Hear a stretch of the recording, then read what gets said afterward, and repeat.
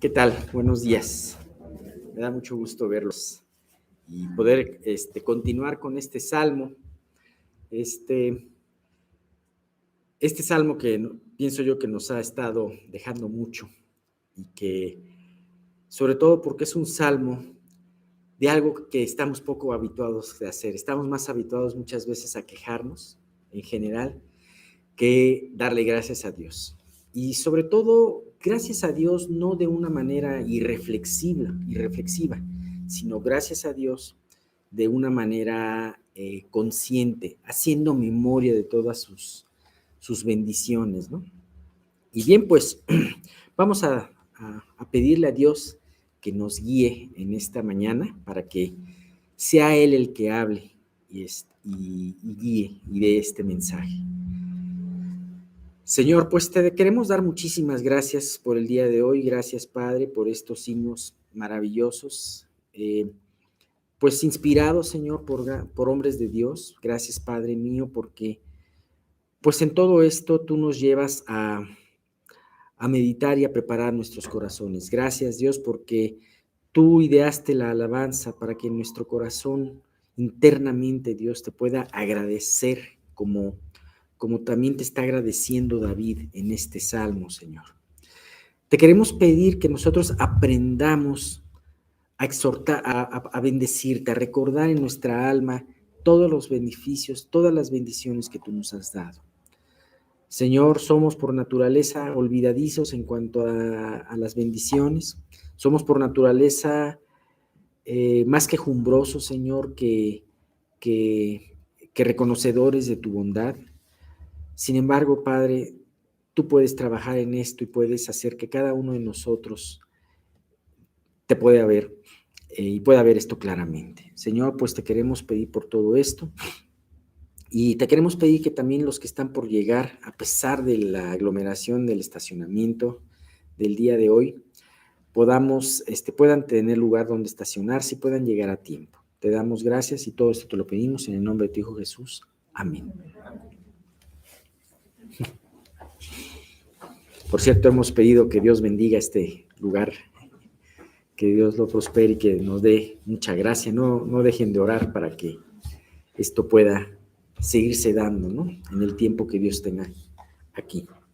Y bien, pues estábamos hablando precisamente en estos primeros 5 versículos de todas las bendiciones que Dios había estado dando a David. Recordando, este es un salmo escrito por el mismo David y es un salmo en donde David reconoce a nivel alma, reconoce en su alma todas las bendiciones que Dios le ha dado.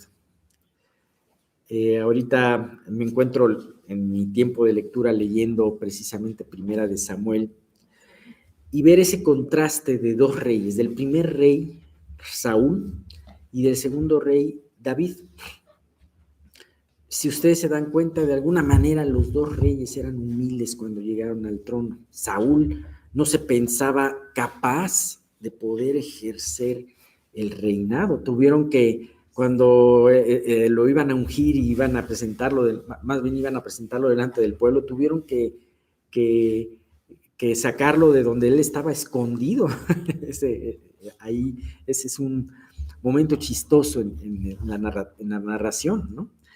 Sin embargo, ¿cuál fue David? De alguna manera también tenemos ese origen bajo, ¿no? Ni siquiera fue considerado por su papá para presentárselo a Samuel como un prospecto. Y él estaba cuidando las ovejas. Sin embargo, también Dios lo puso en alto. ¿Y cuál fue la gran diferencia? La gran diferencia es que Saúl se ensoberbeció. Ajá. Y al enorgullecerse, empezó a confiar en sus fuerzas. Y empezó a darse por merecedor de lo que Dios le había dado. Fíjate que cuando nos enorgullecemos, cuando vamos caminando en orgullo, vamos levantándonos en orgullo, pasan estas dos cosas. Precisamente empiezas a confiar en tus fuerzas, en tus capacidades, y no en el trabajo de Dios. Y además te sientes merecedor de lo que tienes. Claro, yo estoy en esta posición porque he trabajado arduamente, ¿no? Pero aquí David dice, yo no soy nada. Yo tengo que reconocer, y reconoce alma, como si estuviera él mismo exhortándose. Ahora lo diría un personaje de le diría, a mí mismo, acuérdate de que Dios te hizo lo que has hecho, ¿no? Y entonces empieza a hablar de esas bendiciones que hablaba mucho con respecto a la redención. Ustedes se acordarán, perdonando las iniquidades, manteniéndole, saciando bien de su boca, rescatándolo del hoyo y dándole fuerzas como el águila, ¿no? Y aunque son bendiciones que se pueden no solamente aplicar a David, sino se pueden aplicar a todos nosotros, pero de todas formas lo ponía él de una manera personal, sabiendo que todas estas bendiciones le pertenecían. Sin embargo, en nuestra oración y en nuestra alabanza no solamente debemos de quedarnos en nosotros mismos y decir yo y mí y yo. Nos encanta muchas veces utilizar el yo y el mí, ¿no? Sino tenemos que voltear a ver todo lo que Dios hace. Y David empieza a voltear a ver todo lo que hace en la nación. Y entonces empieza a hablar los siguientes versículos de las maravillas de Dios, pero para con su pueblo, para con el hombre en general y para con su pueblo. Y fíjate, en el versículo 6, él empieza diciendo, Jehová es el que hace justicia y derecho a todos los que padecen violencia. Así que David no solamente era consciente de que Dios lo había redimido a él y lo levantaba a él, sino también dice, pero también Dios es el que hace justicia y derecho a todos. Sin duda alguna, David fue el mejor rey que tuvo Israel. Y seguramente él quería reinar de la manera más justa posible. Sin embargo, David sabía que él podía fallar. Y de hecho nosotros podemos ver en su biografía, que está en 1 y 2 de Samuel, que él falló en muchas ocasiones. Sin embargo, esto lo llevaba a reconocer de que el verdaderamente rey justo, el que va a administrar la justicia y el derecho correctamente, es Dios. Estamos llenos en las campañas políticas, todos los políticos hablan muy bien de sí mismos. Imagínate, sería ponerse una zancadilla hablar de sus debilidades o hablar de su mal, pero todos dicen que con ellos, ahora cuando yo tenga el poder, cuando yo esté administrando el poder, voy a enderezar todo lo que está mal. Generalmente nos dicen, y cada 3 años y cada 6 años lo escuchamos lo mismo. ¿Y qué es lo que pasa? Que nos damos cuenta que esta persona no pudo hacer lo que prometió, aunque haya podido tener muy buenas intenciones, quien quiera que sea, ¿no? Sin embargo, el único que puede hacer verdadera justicia es Dios. En los tribunales, decía Carlos Spurgeon, acerca de este versículo, que en los tribunales del hombre muchas veces la justicia se ausenta, no hay justicia. Y nosotros podemos palparlo claramente, podemos verlo claramente, mejor dicho. Pero en el tribunal divino, la justicia siempre morará ahí. ¿Y sabes qué? El hecho de ver este versículo de que es el que Dios hace justicia y derecho a todos los que padecen persecución y violencia, y hay otra versión que dice opresión. Luego se entera uno de cosas terribles y resulta que todavía hay campos de esclavos en lugares en donde tienen a la gente prácticamente como esclava, manufacturando cosas para una empresa transnacional. Imagínate. Claro, eso no se habla mucho. Si se hablara dejarías de comprar esas marcas, ¿no? Pero es impresionante, todavía sigue, y qué cosas no nos enteramos que puedan estar sucediendo hoy en día, ¿no? Sin embargo, Dios no se va a quedar callado. Nosotros podemos muchas veces desalentarnos y decir, Pero ¿cómo pasa todo esto, como esto que les platico, y muchas otras cosas más, la trata de blancas, la trata de personas, no solamente de blancas, la trata de personas? ¿Cómo puede suceder todo esto? ¿Y Dios qué hace?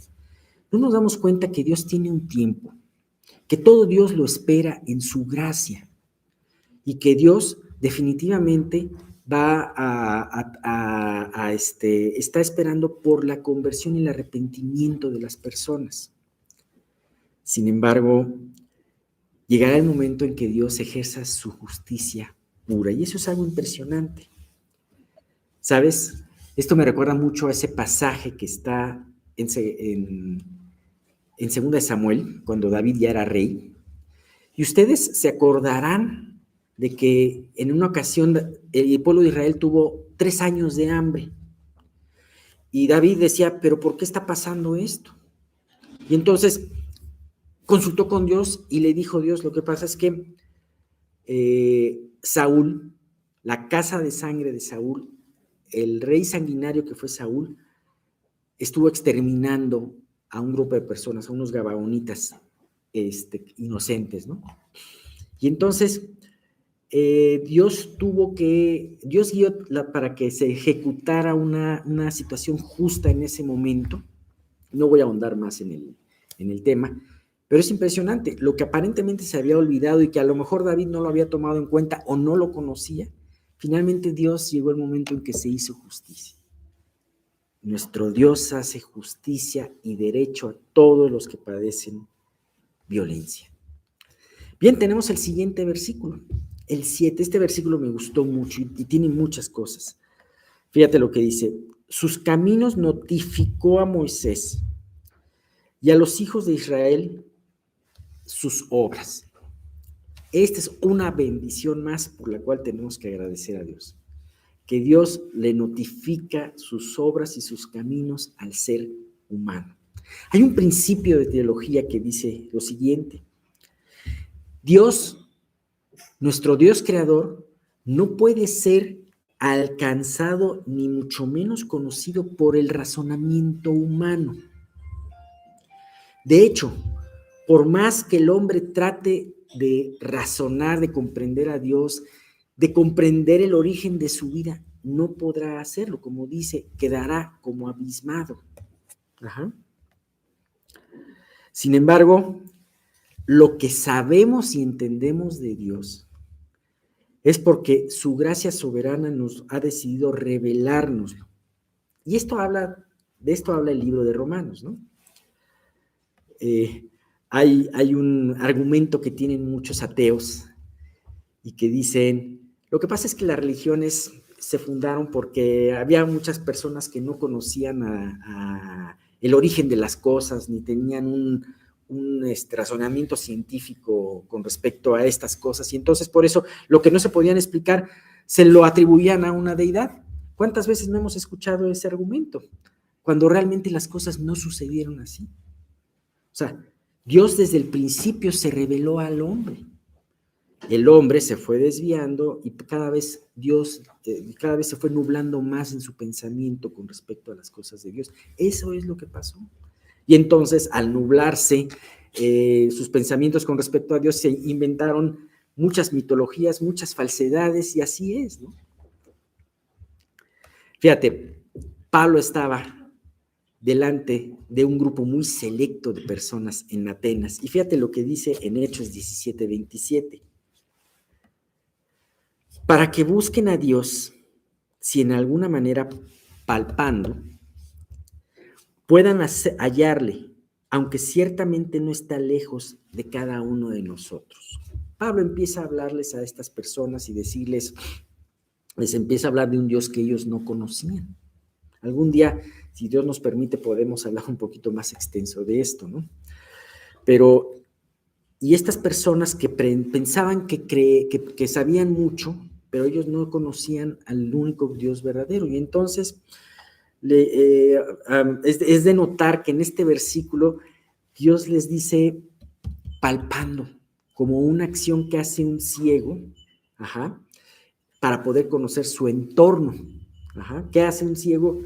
Palpa, ya sea con sus manos o ya sea con su bastón. para no tropezarse, para buscar lo que necesita buscar, ¿no? Y de esa manera se estaba refiriendo Pablo a este grupo selecto que era la crema innata de la sabiduría humana. En pocas palabras les estaba diciendo, ustedes que son la crema innata de la sabiduría humana, no son como ciegos delante de Dios. Es impresionante, ¿no? Y bien, volviendo a nuestro versículo, aquí habla, sus caminos notificó a Moisés y a los hijos de Israel sus obras. Aquí hay dos formas en que Dios se hizo manifiesto a sí mismo y a dos grupos de personas, uno muy reducido de tan solo una persona y el otro muy amplio de millones de personas. El primero, el muy reducido, sus caminos notificó a Moisés. Fue precisamente a Moisés a quien Dios le notificó su voluntad expresada en palabras. Su ley fue exactamente el que dijo yo, el Dios creador, el Dios salvador tiene esta voluntad y esta serie de situaciones que necesito que sepas. Hay que recordar que en un momento determinado esta voz la escucharon todos los israelitas, ahí cuando estaban al pie del monte Sinaí.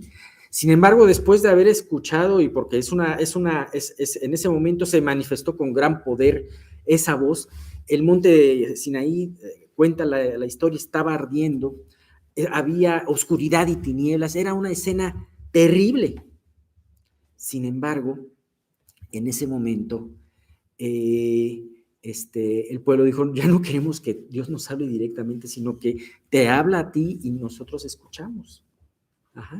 Entonces eso era la mayoría de la gente, no quería que Dios le hablara directamente.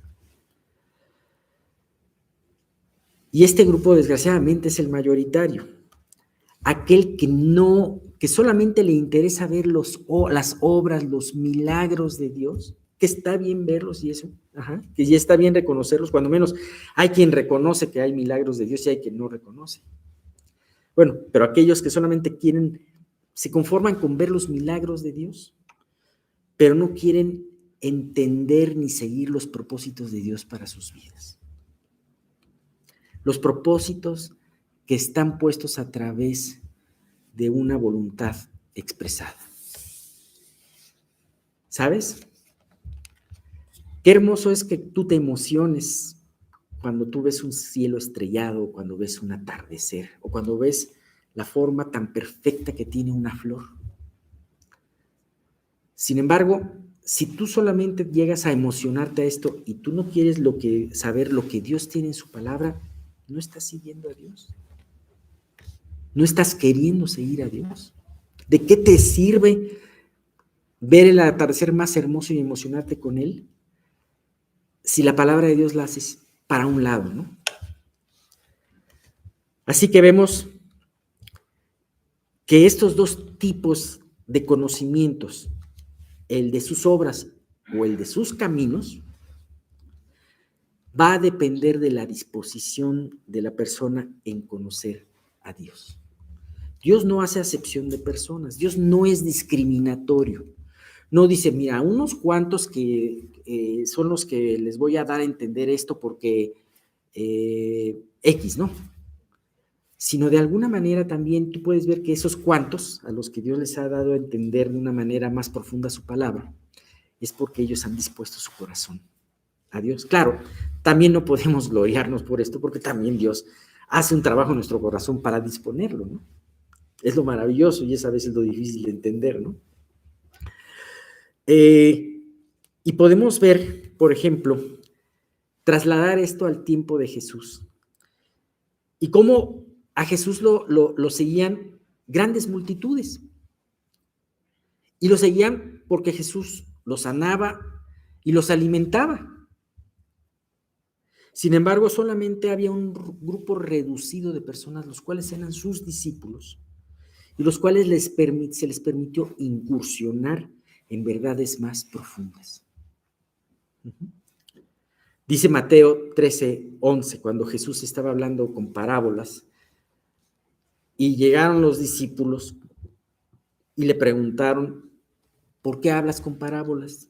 ¿Por qué solamente hablas con parábolas? Explícanos la parábola. No la entendemos. Y entonces Jesús les dice, y respondiendo les dijo, porque a vosotros os es dado saber los misterios del reino de los cielos, mas a ellos no les es dado. Ahora, curiosamente dices, ¿por qué a unos sí y a otros no? Imagínate toda la multitud y entre ellos estaban los discípulos. Terminó Jesús de dar su charla a través de historias muy bonitas llamadas parábolas. Y solamente un puñado de gentes que eran sus discípulos se acercaron a preguntarle el significado. Por esa razón Jesús les permite ir más profundo. ¿Sabes? En estas sillas hay muchas personas y ahora se nos ha llenado. Pero, ¿quién de todos ustedes se va a acercar con Dios y le va a decir, a ver, Dios, no solamente explícame más esto de lo que estoy escuchando, sino también, Dios, ¿cómo puedo yo aplicarlo en mi vida? El conocimiento sin aplicación no sirve. Se termina diluyendo. Yo me acuerdo que hace muchos años me metí a un curso de una semana de un programa para dibujar. No lo usé, a los 2 años ya hubo la necesidad de usarlo como en blanco. No fue sino hasta que me puse a darlo y usarlo, cuando realmente obtuve un beneficio, ¿no? De la misma manera, ese es el conocimiento espiritual. Ahora, es importante por eso pedirle esto. Y Jesús también les reprende a la gente acerca de esa actitud de solamente fascinarse por sus milagros y todo eso y no ir más allá. Juan 6, 26 al 27, respondió Jesús y les dijo, de cierto os digo que me buscáis, no porque habéis visto las señales, sino porque comisteis el pan y os saciasteis. Trabajad no por la comida que perece, sino por la comida que a vida eterna permanece, la cual el Hijo del Hombre os dará, porque a este señaló Dios el Padre. ¿Sabes qué es impresionante? Después de alimentar a 5,000 y a 4,000 personas, Jesús, la gente lo siguió, dijo, no, pues aquí ya tenemos una pensión padrísima, ¿no? Y Jesús se les voltea y les dice, o sea, ustedes me están siguiendo porque les di pan y pescado. Ok, también es natural. ¿Sabe que no busquen esa comida solamente? Esa comida Dios nos la va a dar. Sino busquen la comida que a vida eterna permanece. No solamente se queden en la bendición y en el milagro que Dios haya en sus vidas, sino también una vez que Dios me haya liberado de esta prueba que estoy pasando, una vez que Dios me haya contestado esta oración que le estoy pidiendo, ¿voy a seguir siendo el mismo? Anhelo decirle como a esos, acuérdense, eran 10 leprosos. Los 10 se acercaron de lejos, estuvieron de lejos y le pidieron a Jesús que los sanara. Y Jesús les dijo, voltéense y váyanse con el sacerdote a mostrarse ya limpios. Ajá. Y cuando iban caminando, los 10 se limpiaron de esa lepra. Fue un milagro impresionante. Pero solamente uno, el samaritano, regresó con Jesús y lo alabó. Aprovechó la oportunidad de tener cerca a su Dios y a su Maestro para poderlo alabar. ¿Sabes que somos muy parecidos? Dios nos contesta algo y nos olvidamos. O Dios no nos contesta algo y nos enojamos. Y muy pocas veces queremos ir al meollo de su voluntad y decir, Dios, como decía Sadrach y Mesach y Abednego, y aunque Dios no quisiera librarnos del fuego, de todas formas no adoraremos la estatua de Nabucodonosor. Bien, esto nos debe de llevar a meditarnos en qué tipo de acercamiento y actitud quieres tener delante de tu Salvador. Una pregunta, ¿te conformas a que Él esté disponible solamente disponible para contestar tus oraciones cuando tienes alguna urgencia? Sí, es importante orar a Él cuando tienes una urgencia, pero ¿te conformas con eso? ¿O estás dispuesto a conocer su voluntad, a conocer y entender su voluntad, aunque esta voluntad de Dios suponga que te lleve por algún camino que no te guste? Creo que es un punto importante para meditar. Y vamos a encontrar en los siguientes versículos, yo creo que de aquí al 19 vamos a encontrar, por si no lo hubiéramos visto en este salmo, que nos habla mucho acerca de la misericordia de Dios. Pero no hay que confundir la misericordia de Dios con una especie de dejadez o una especie de hacerse de la vista gorda, sino realmente la misericordia de Dios al tratar con nuestras vidas, al tratar con nuestro pecado y al hacer su obra en nosotros. Es impresionante. Tenemos un Dios todopoderoso, que su poder no se debilita cuando usa de su misericordia, sino al contrario, es una manifestación también de su poder. Bien, terminamos aquí con esto y continuamos los salmos. Muchas gracias. Bien, recordando a todos, hace por ejemplo un momentito estábamos en el comentario de los salmos, fue el Salmo 103, porque hay muchas personas que vienen por primera vez y no supieron dónde. Yo sé que les dijeron, pero bueno, aquí estamos viendo los dones espirituales. Ya estudiamos prácticamente lo que el capítulo 12 del libro de Romanos nos dice y vamos a estudiar ahora, vamos a empezar a partir del capítulo 10 de la primera carta de Corintios, luego vamos a ver el 12, luego vamos a ver el 13 y luego vamos a ver el 14 y terminaríamos con Efesios. Algunos dones son repetitivos, pero se complementan, todos estos se complementan en lo que es realmente los dones que da Dios. Aquí nosotros solo tenemos que entender una cosa muy importante, que los dones tienen como finalidad la edificación de la iglesia. Eso es algo que tenemos que tener presente. Y que las habilidades de estos dones provienen solo de Dios. Dios no va a usar nuestras habilidades, nuestras dotaciones naturales que tenemos. Todos tenemos habilidades para algo, pero en el caso ya de la iglesia son dones espirituales y Dios va a cada uno a darle habilidades y solo provienen de Él y son para su gloria.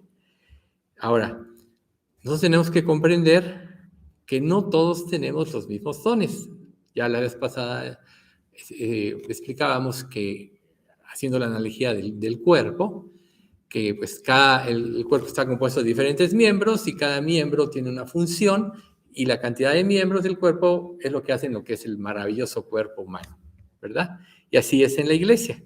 Entonces, nosotros tenemos que aprender, y el Espíritu Santo nos lo tiene que revelar, que saber quiénes somos nosotros y para qué Dios nos ha dado facultades. O sea, ¿qué podemos hacer mejor?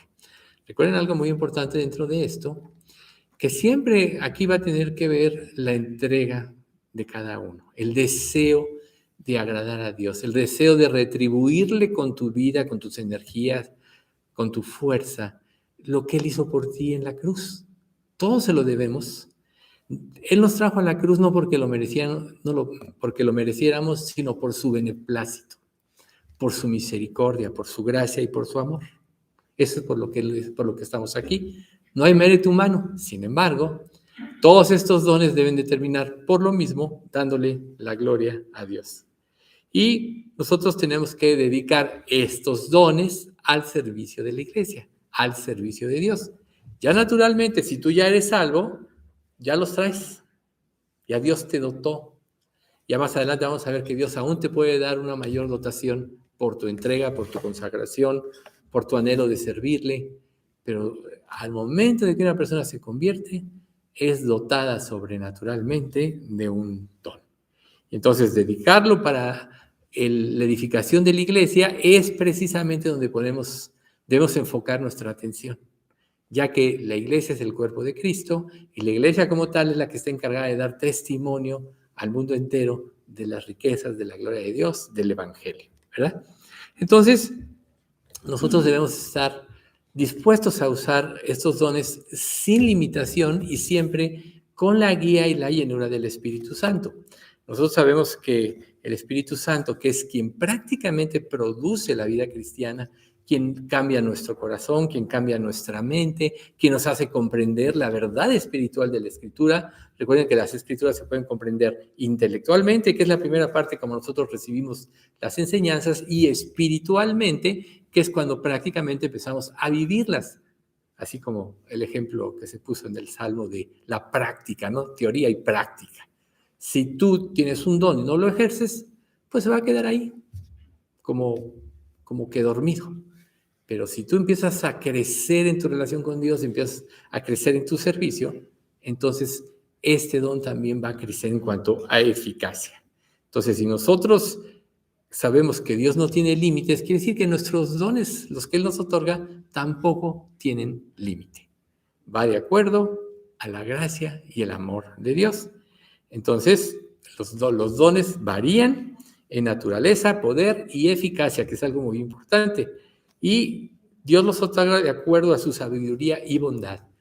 Él puede usar cosas que somos, nuestro carácter, puede usar algunas otras situaciones, pero en realidad la eficacia de los dones es por la bondad de Dios y por su sabiduría que Él nos lo otorga, ¿sí? Entonces, nuestra responsabilidad, como siempre, es ser fieles al Señor, ser fieles en todo. ¿Qué es ser fiel? Vivir conforme a sus enseñanzas. No conocerlas nada más, sino vivir conforme a lo que Dios nos revela. Una de las cosas importantes que, para empezar ya en la primera carta de los Corintios, capítulo 12, que nosotros tenemos que saber respecto de nuestra fidelidad a Dios es que siempre tenemos que tener en nuestra mente lo que Él hizo por nosotros en la cruz, para que esto nos dé gratitud. Y por gratitud hagamos todo lo que Dios nos pide que hagamos. Las cargas que Dios nos pone, Él está dispuesto a llevarlas. Recuerden, venid a mí todos los que estáis trabajados y cargados, y yo os haré descansar. Llevad mi yugo sobre vosotros y aprended de mí, que soy manso y humilde de corazón, y hallaréis descanso para vuestras almas, porque mi yugo es fácil y ligera mi carga. ¿Qué quiere decir? Que en la gracia de Dios, Dios es el que lleva el peso de todas las cosas. Tú solo tienes que actuar por fe. Es como en el Antiguo Testamento decían, en el nombre de Dios voy a lanzar la flecha, la saeta. Así es la fe. Tú prometes esto, voy a creerlo y lo voy a hacer una realidad en mi vida que se va a traducir en acciones. Eso es la fe. Eso es vivir en la fe, no conocer las promesas. Bien, ahorita vamos a iniciar con la primera carta de Corintios, del capítulo 12, del 1 al 14. Lo voy a leer brevemente y luego vamos a ir viendo parte por parte. No quiero, hermanos, que ignoréis acerca de los dones espirituales. Sabéis que cuando erais gentiles se os extraviaba, llevándoos, como se os lleva, a los ídolos mudos. Por tanto, os hago saber que nadie que hable por el Espíritu de Dios llama anatema a Jesús. Y nadie puede llamar a Jesús Señor sino por el Espíritu Santo. Ahora bien, hay diversidad de dones, pero el Espíritu es el mismo. Hay diversidad de ministerios, pero el Señor es el mismo. Y hay diversidad de operaciones, pero Dios, que hace todas las cosas en todos, es el mismo. Pero a cada uno le es dada la manifestación del Espíritu para provecho, porque a este es dada por el Espíritu palabra de sabiduría, a otro palabra de ciencia según el mismo Espíritu, a otro fe por el mismo Espíritu, y a otro dones de sanidades por el mismo Espíritu, a otro el hacer milagros, a otro profecía, a otro discernimiento de espíritus, a otro diversos géneros de lenguas, y a otro interpretación de lenguas. Pero todas estas cosas las hace uno y el mismo Espíritu, repartiendo a cada uno en particular como Él quiere. Porque así como el cuerpo es uno y tiene muchos miembros, pero todos los miembros del cuerpo, siendo muchos, son un solo cuerpo, así también Cristo. Porque por un solo Espíritu fuimos todos bautizados en un cuerpo, sean judíos o griegos, sean esclavos o libres, y a todos se nos dio a beber del mismo Espíritu, Además, el cuerpo no es un solo miembro, sino muchos. Entonces, nosotros en la parte de nuestro conocimiento sobre Cristo, en nuestra formación cristiana, a veces traemos muchos conceptos equivocados y es muy importante y por eso es elemental basar todas las enseñanzas en función de las Escrituras, porque ahí es donde está la verdad. Ahí Dios nos dejó todos los elementos en la diversidad de los 66 libros que hay, para que nosotros pudiésemos tener la revelación completa de Dios. Entonces, a veces nosotros recibimos información falsa o información tergiversada de algunas cosas, y esto nos hace vivir una vida cristiana en falsos conceptos. Es muy importante para que nosotros podamos corregir, dejar atrás todas aquellas cosas y concentrarnos exclusivamente en lo que nos enseña la palabra de Dios. Por eso es que absolutamente todo lo que aquí se enseña está sustentado con los mismos pasajes de la Biblia y está totalmente anclado con el contexto. Y ese es precisamente lo que es vivir en la palabra. De otra manera, nuestra mente puede estar llena de conceptos y hacer una mezcolanza que solo nos extraviará de lo que es el verdadero conocimiento de Dios. Entonces, siempre habrá controversia, siempre habrá diversidad de opiniones en lo que nosotros vemos, cada quien tiene su punto de vista, pero nunca habrá negociaciones con la palabra de Dios y lo que dice. Por eso es que aquí nosotros venimos a aprender conforme a eso y que el Espíritu Santo, como vimos, es el que nos está dando toda esa luz, ¿sí? Si no, entonces caeríamos en esas enseñanzas falsas, que la Biblia le llama espurias, y que nos van a confrontar o nos van a mantener desviados si no queremos cambiar. Pero todo debe ser regulado, como decía, por la palabra, y nos hará entender el Espíritu Santo. Lo último que quería comentarles como introducción también es eso, que las enseñanzas del Espíritu Santo en cada uno de nosotros, bajo los mismos conceptos, van a trabajar en el problema que cada uno de nosotros trae.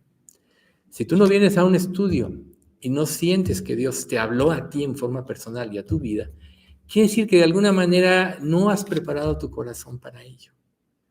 Dios habla a nuestras necesidades, aunque todos recibamos la misma información, el Espíritu tiene la facultad de penetrar, como dice Hebreos 4:12, la palabra de Dios es viva y eficaz, más cortante que toda espada de 2 filos, y penetra hasta partir el alma y el espíritu, las coyunturas y los tuétanos, y discierne los pensamientos y las intenciones del corazón.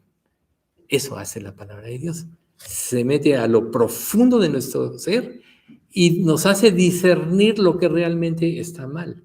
Muchas de las cosas que nosotros tenemos o experiencias que hemos tenido en la vida, las tenemos sepultadas ahí, angustias. No sé si alguno de ustedes alguna vez se acordó de algo, inmediatamente se bloqueó. ¿Ya qué era? Porque iba a entrar en un terreno que le trajo un gran dolor y una gran angustia y automáticamente lo bloquea. Y así nosotros podemos vivir en la vida cristiana con muchas cosas bloqueadas.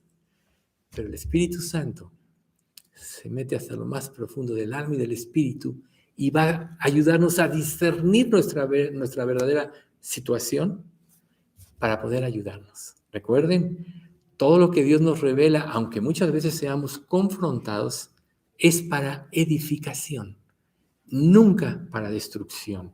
Entonces, si tú en un estudio te sientes confrontado, no le eches la culpa a nadie, ni que tu vecino le dijo el chisme y por eso hablaron así, sino más bien vete a ti mismo a ver qué es lo que Dios te quiere decir para que tú arregles tu vida y así puedas crecer sanamente en tu vida cristiana.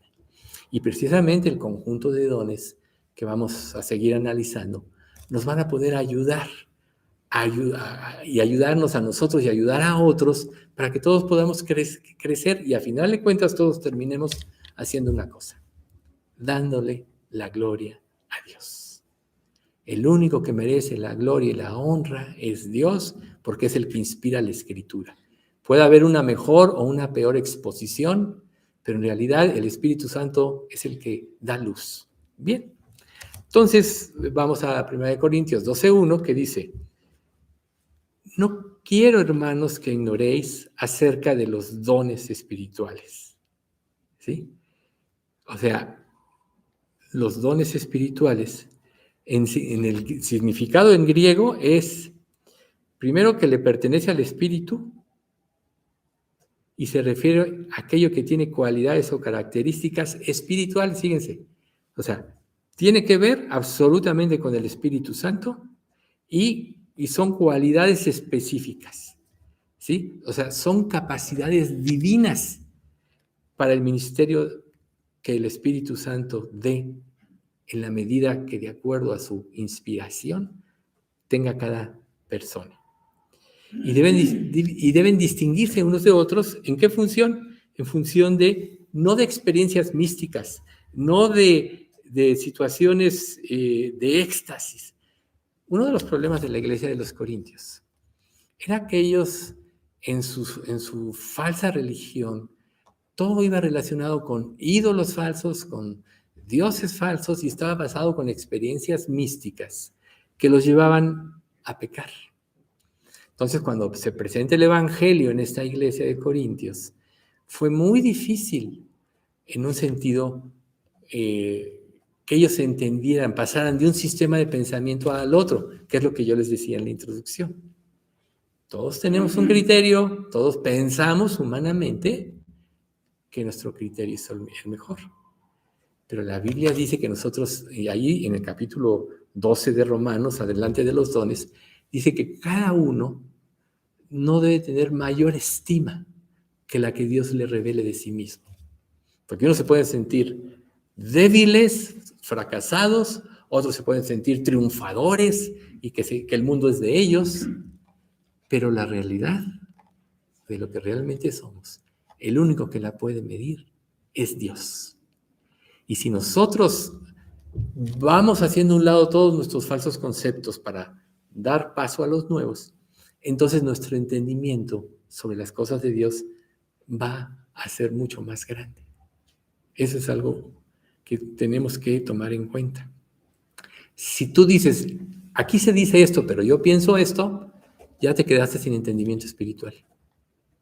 Porque no es lo que diga una persona, es lo que dice la palabra de Dios, que tiene la máxima autoridad. Recuerden, entendiendo primero esto, que ninguna profecía de la Escritura es de inspiración privada, porque nunca la profecía fue traída por voluntad humana, sino que los santos hombres de Dios hablaron siendo inspirados por el Espíritu Santo. O sea que la palabra de Dios es de Dios, porque el Espíritu Santo fue quien inspiró a los diferentes escritores, pero solo hubo un autor, el Espíritu Santo. Y es el mismo Espíritu Santo el que nos está dando los conceptos verdaderos. Entonces, para salir de las fábulas del error o de un falso conocimiento, tenemos que presentar, como dice Romanos 12:2, nuestros cuerpos en sacrificio vivo, santo, agradable a Dios, que es nuestro culto racional. Si tú no mueres a tu manera de pensar, esa se va a interponer con los conceptos de Dios, se va a mezclar y vas a terminar teniendo una mezcolanza en ti que se llama falsa doctrina, falsa religión. Vivirás tu falsa religión, tu propia doctrina, harás lo que quieras, lo que te parece bien, lo que a tu punto de vista es correcto, y caerás en el error. Recuerden, si un ciego guía a otro ciego, ambos tropezarán y se caerán al hoyo. Entonces, tenemos que tener mucho cuidado de que las cuestiones exageradas no provienen de Dios. Todo lo que Dios nos da es de acuerdo a su poder, y cualquier cosa que se vaya a un extremo no proviene de Dios. Puede ser a un extremo o a otro extremo, pero el único que nos puede mantener en un equilibrio sano es el Espíritu Santo. Entonces, lo primero que dice el pasaje, el versículo número 2 de la primera de Corintios 12, dice, sabéis que cuando erais gentiles, se os extraviaba, llevándoos como se os llevaba a los ídolos mudos. ¿Sí? Primero, solo recordando que el término gentil, la Biblia, en el Antiguo Testamento, solo hacía dos distinciones: israelitas o gentiles. No había otra. No importaba qué filosofía o religión tuvieran, los que no eran israelitas eran para ellos gentiles, ¿sí? Pero, o sea, o gente pagana. Pero podríamos decir no cristianos, ahora ya en la actualidad, ¿sí? Dice 1 Tesalonicenses 4:5, no en pasión de concupiscencias como los gentiles que no conocen a Dios. Y 1 de Pedro 2:12 dice, manteniendo buena vuestra manera de vivir entre los gentiles, para que en lo que murmuran de vosotros como de malhechores, glorifiquen a Dios en el día de la visitación al considerar vuestras buenas obras. O sea, debe haber una distinción. Un punto muy importante que tenemos nosotros que saber es que esa distinción realmente trasciende del pueblo judío. Dios destinó que la descendencia de Abraham, el hijo de la promesa, Isaac y de Jacob, surgiera la nación de Israel. Pero la base de esta nación, y bueno, y Dios les dio el sello de la circuncisión como una situación física al pueblo de Israel. Pero la base de esta nación no era el sello físico o la acción física de circuncidar a los bebés, sino era la fe de Abraham. Por tanto, la persona que por fe se convierte a Cristo, la fe que es un don, ya lo sabemos, y pasa a ser hecho hijo de Dios, se convierte en un verdadero israelita. Y no toda la nación de Israel son verdaderos israelitas, sino aquellos que vivieron por fe. Recuerden que Cristo siempre ha sido el motivo de la salvación. En los que vivieron antes de Cristo, hacia el futuro. El Mesías que había de venir. Recuerden que desde Adán y Eva, en el capítulo 3 de Génesis, Dios hizo el primer sacrificio de un cordero. Y ese fue el primer tipo de Cristo, que tenía que derramarse sangre para poder ser redimidos. Y los sacrificios en los que vivió Israel solo fueron tipos para que pudieran identificar con claridad el día que viniera el Mesías, quién era el Cordero de Dios, así como el himno que hoy vimos, el castillo fuerte y la explicación que nos dio Mel. Entonces, Cristo siempre ha sido el motivo de salvación a toda la humanidad. En el pasado, hacia el futuro, en nosotros, hacia el pasado y la generación de Jesús, en el presente. Pero siempre ha sido por fe.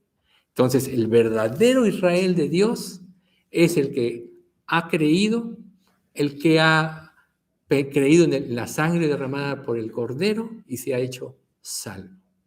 El sello del Espíritu Santo al regenerarlo y entrar en su corazón, es lo que nos da la garantía de que somos verdaderamente hijos de Dios.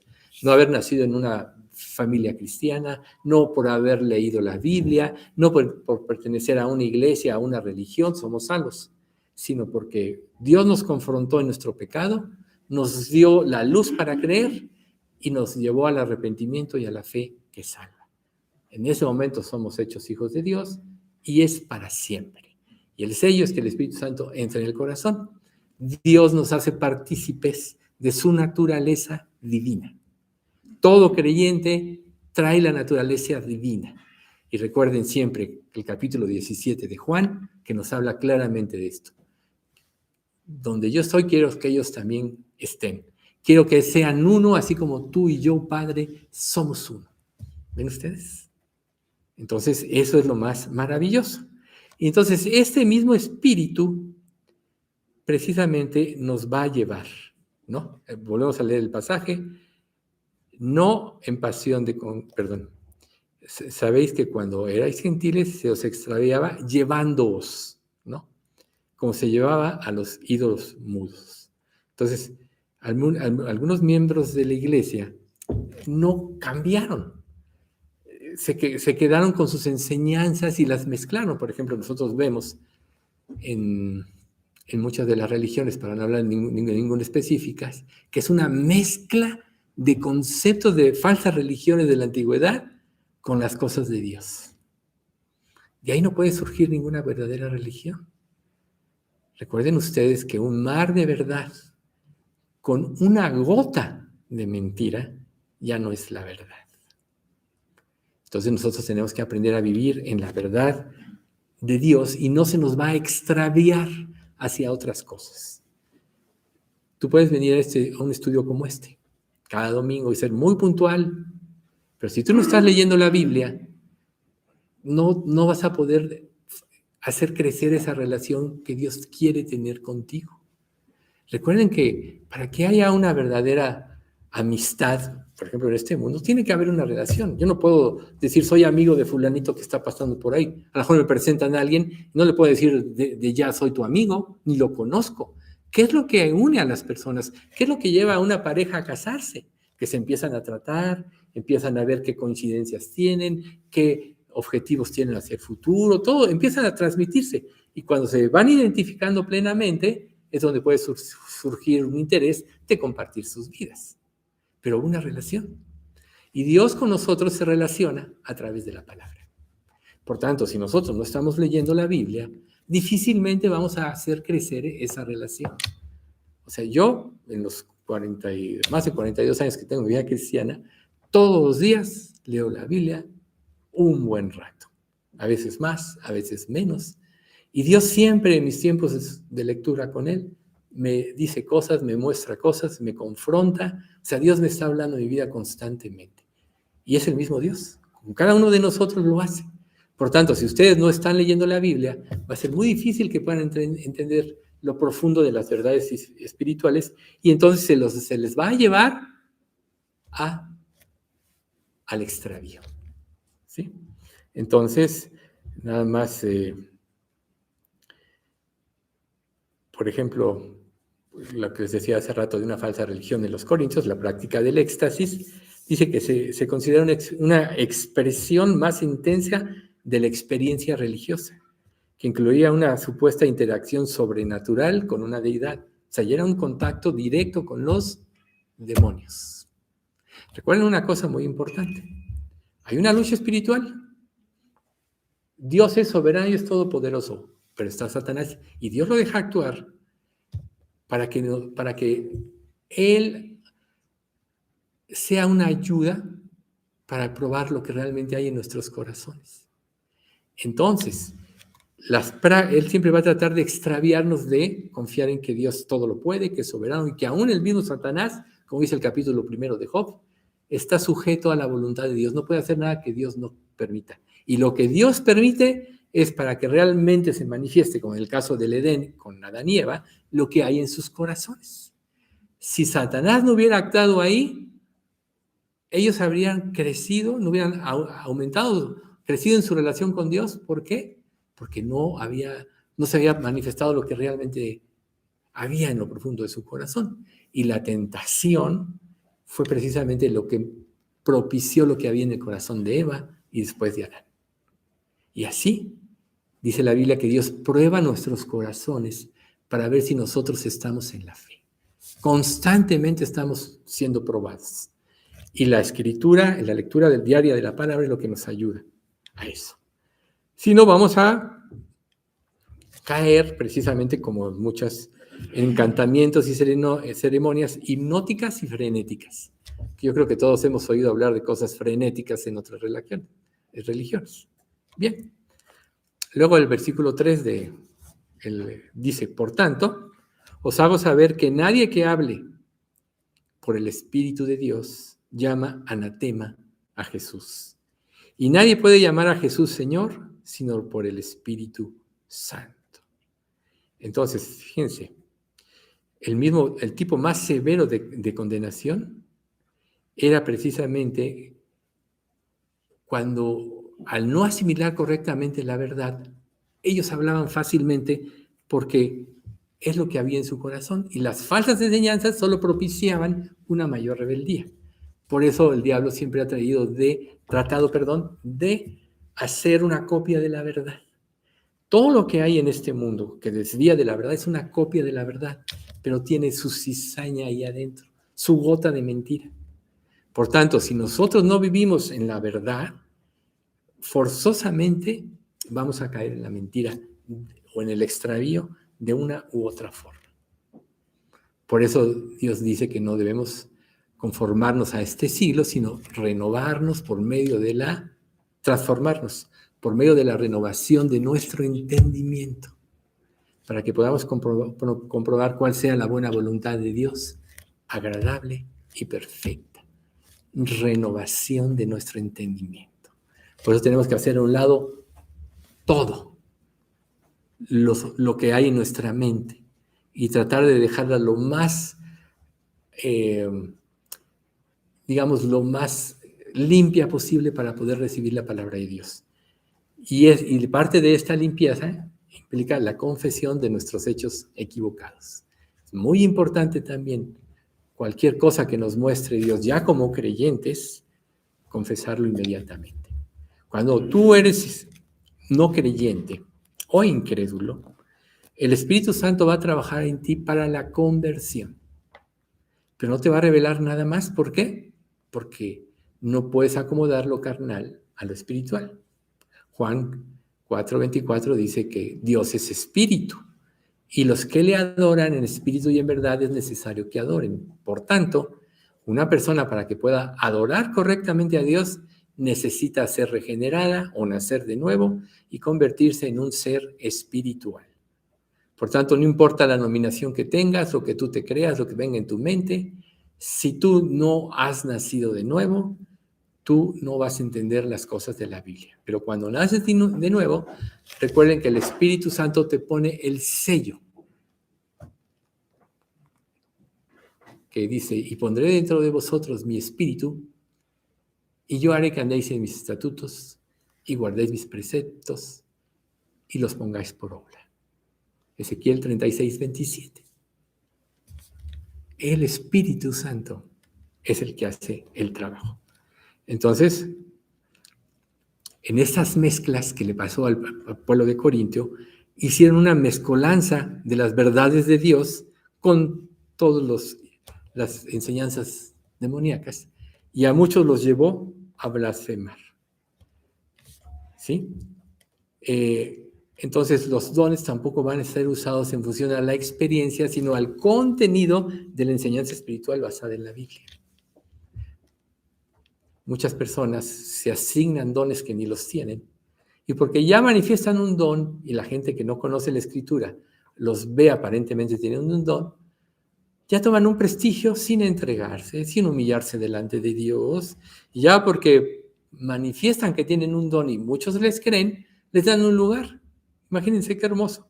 No humillarse delante de Dios, no arrepentirse, no tomar un tiempo cada día para tener contacto con Dios.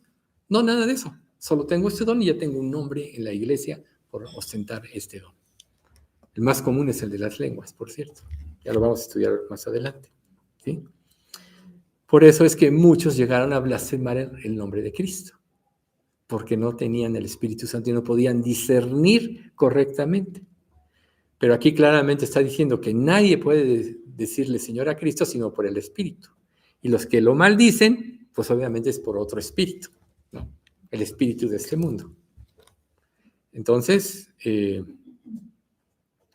también se influenció mucho la doctrina del gnosticismo, que eso es las personas que a través del sufrimiento y del cuerpo físico, es como ellos decían que se podía llegar a aspirar a Dios, ¿sí? A través del sacrificio, a través de cumplir, a través de castigar el cuerpo. Y en el libro de la Epístola de los Colosenses dice que bueno,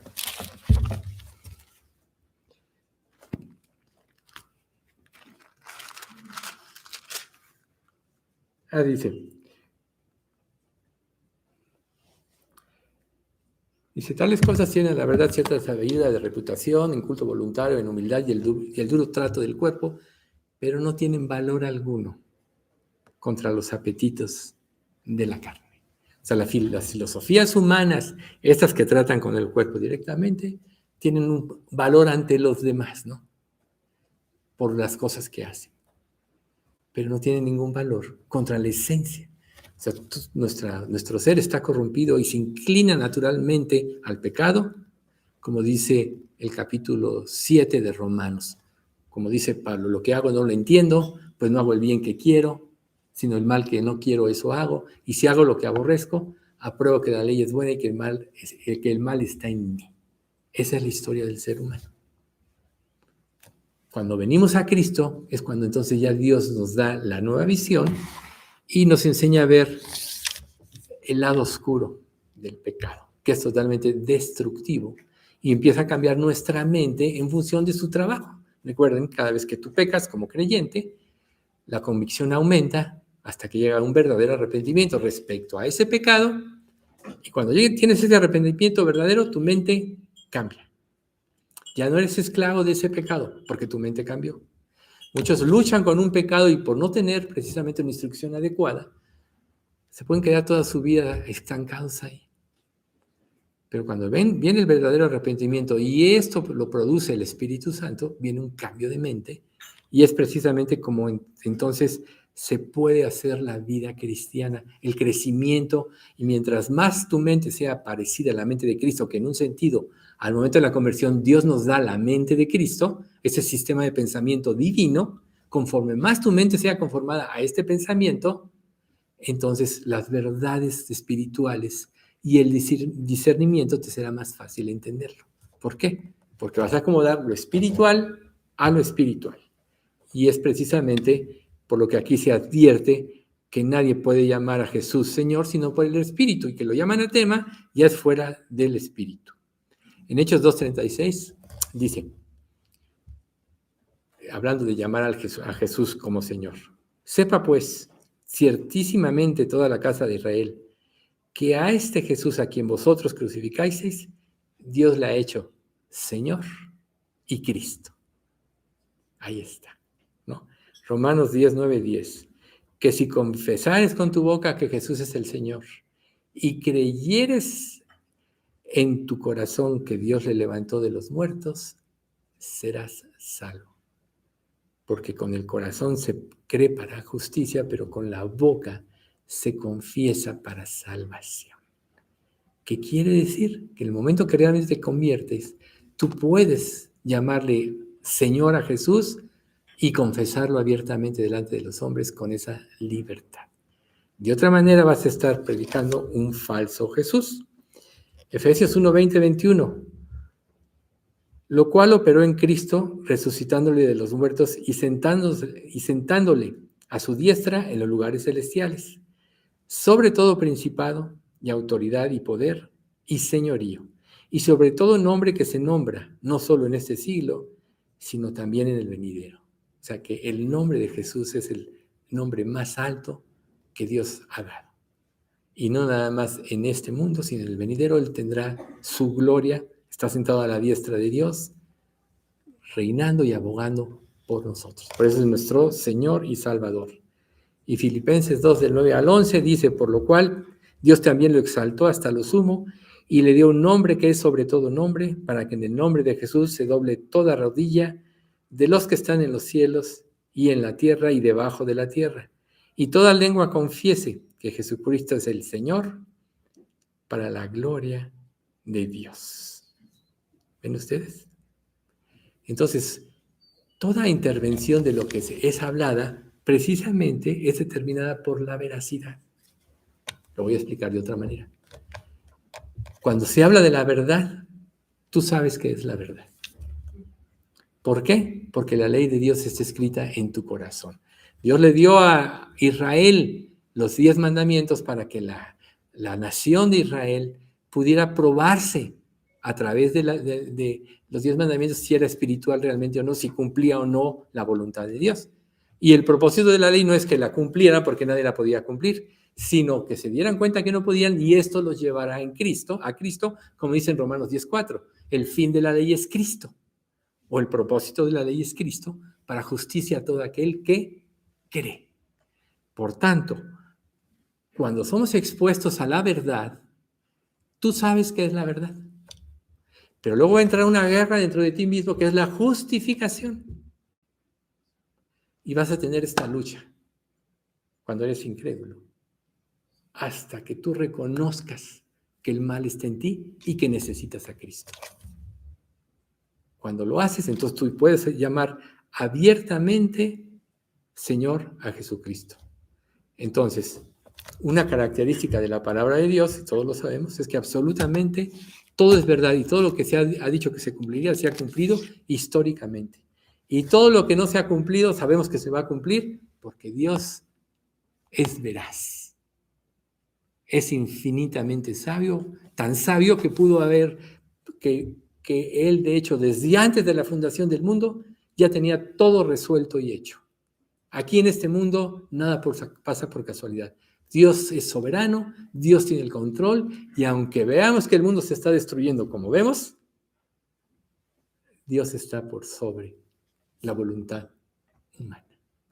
Cuando nosotros nos cimentamos en la fe en Cristo, realmente nada nos puede remover. Te cimentas en la verdad, el engaño va a quedar siempre en evidencia, porque la luz pone de manifiesto las tinieblas. ¿Sí? Recuerden el Sermón del Monte, capítulo 5 de Mateo. Una ciudad asentada en un monte no se puede esconder, ni se enciende una luz y se pone debajo de un almudo, un cesto, sino sobre el candelero, y alumbra a todos los que están en casa. Así alumbre vuestra luz delante de los hombres, para que vean vuestras buenas obras y glorifiquen a Dios, al Padre que está en los cielos. Entonces, la relación que tú estés viviendo con Jesucristo es la realidad de lo que eres. No lo que dices, o lo que quieres ser, o lo que te gustaría ser. Tus acciones están evidenciando qué lugar ocupa Cristo en tu vida. Si tú le llamas Señor y es el primer lugar en tu vida, entonces vas a vivir para hacer su voluntad. Y entonces tu voluntad será un gozo cumplirla. Si Dios no es el Señor de tu vida, siempre vas a estar luchando contra Dios. Recuerden que la Escritura dice, llegará el tiempo que quien os mate prestará que rinde un servicio a Dios. Fíjense, así, Pablo es el ejemplo mayor. Mientras estuvo equivocado, persiguió a la iglesia y dio su voto para que muchos fueran muertos, empezando por Esteban. Hasta que Dios se le manifestó y él mismo lo confesaba. Ven ustedes. Juan 15, 26. Pero cuando venga el Consolador, a quien yo os enviaré del Padre, el Espíritu de verdad, el cual procede del Padre, Él dará testimonio de mí. Hablando de que nadie puede llamar a Jesús Señor, sino por el Espíritu de Dios. Entonces, ¿qué es Jesús para ti? Tienes que pensarlo. ¿Qué representa Él para tu vida? Tienes que realmente hacer un análisis de tu vida y ver qué papel está jugando. Si en tus pensamientos cotidianos no está Jesús presente, algo anda mal. Porque eres la luz que te ilumina el camino y tiene que estar presente en tu pensamiento y en cada acción. Y cada acción va a ser, no te va a impedir que caigas en error si realmente quieres hacer su voluntad. Y no vas a querer hacer su voluntad si no entiendes la grandeza del sacrificio de Jesús en la cruz y que le debes todo. Todo se lo debes. No hay nada en ti que te haya llevado a meritar la salvación. Dice la Escritura, 1 Juan 4, 19, nosotros le amamos a Él porque Él nos amó primero. En Juan 6, 46, ninguno puede venir a mí, decía Jesús, si el Padre que me envió no le trajere. Entonces, aún el hecho de que tú estés sentado aquí es porque Dios te trajo. Es porque quiere que escuches la verdad. Es porque quiere que arregles tu vida con Él. Es porque quiere que empieces una nueva vida sobre bases diferentes. Si no, no diría 2 Corintios 5, 17, que la mayoría se saben de memoria, de modo que si alguno está en Cristo, nueva criatura es. Las cosas viejas pasaron. He aquí, todas son hechas nuevas. Vamos a dejarle aquí por hoy y continuaremos el próximo estudio. Vamos a orar. Padre bendito, te queremos agradecer mucho por este estudio. Gracias, Padre, por toda la luz que nos das a través de tu palabra, y queremos aprender a vivir en la luz, y no nada más ello, sino a regocijarnos en esa luz. Queremos, Padre, que saques nuestra vida de cualquier oscuridad que todavía haya, de cualquier ídolo que todavía nos impida la plena consagración en nuestras vidas, y que tú nos lleves, Señor, al conocimiento pleno de tu voluntad y al reino de tu amado Hijo. Señor, guía nuestras vidas, guía a esta iglesia a través de tu Espíritu Santo, que toda la gloria de cada enseñanza y todo lo que vivimos aquí sea para ti, para tu gloria. Y Señor, también guarda a los enfermos, como Zapati López, que no pudo venir, a Rocío también, que no pudo venir porque estaba enferma. Pues guárdalos y dale salud, Señor, y también a todos manténnos en salud aquí. Te pedimos, Padre, que sigas guardando nuestra iglesia en la pureza de la doctrina y que sigas derramando tu gracia en este lugar para que podamos seguir ministrando aquí. Gracias, Padre, en nombre de Cristo Jesús. Amén.